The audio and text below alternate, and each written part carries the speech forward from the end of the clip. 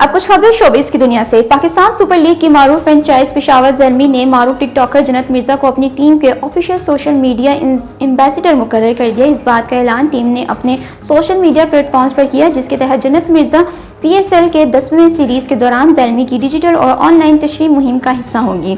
जन्नत मिर्जा पाकिस्तान से सबसे ज़्यादा फॉलो की जाने वाली सोशल मीडिया स्टार में से एक हैं।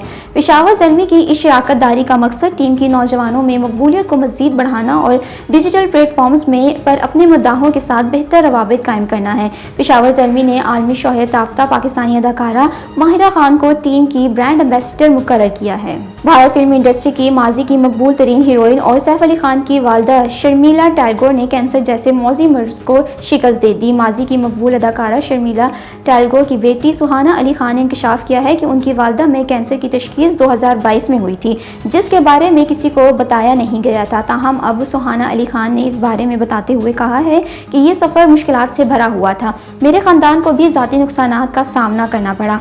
हमने भी दबाव के लम्हात देखे हैं जैसे हर कोई देखता है। सुहाना अली खान ने कहा है कि मेरी वालदा उन चंद खुशकिस्मत अफराद में से थीं जिन्हें फेफड़ों के कैंसर की तशखीस स्टेज 0 पर हो गई थी।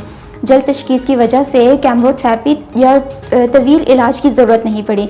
सिर्फ कैंसर का हिस्सा सर्जरी से निकाल दिया गया और अब वो माशाल्लाह बिल्कुल ठीक हैं। भारतीय टीवी की अदाकारा क्रिस्टान बारिटो ने इंकशाफ किया है कि उन्हें सुशांत सिंह राजपूत के हक में बोलने की बड़ी कीमत चुकाना पड़ी है। क्रिस्टान बारिटो ससुराल समर का में एक किरदार और अनजहानी सुशांत सिंह राजपूत की करीबी दोस्त के तौर पर जानी जाती है। उन्होंने इंकशाफ किया है कि सुशांत की मौत के बाद खुलकर बोलने की वजह उन्हें जज्बाती और पेशेवराना तौर पर बड़ा नुकसान करना पड़ा।